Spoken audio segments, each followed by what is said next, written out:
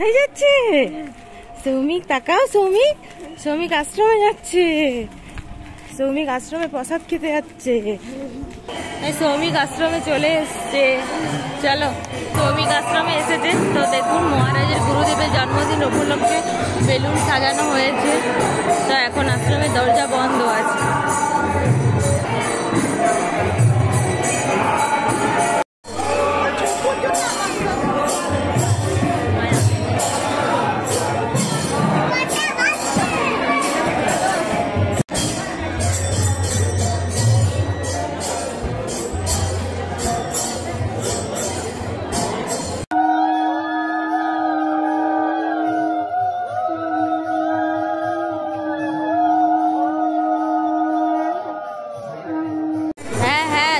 দেখো দেখো, দিয়েছে বেগুনি, দিয়েছে আলু ভাজা, দিয়েছে। এই তো যাবো, এরপরে যাবো।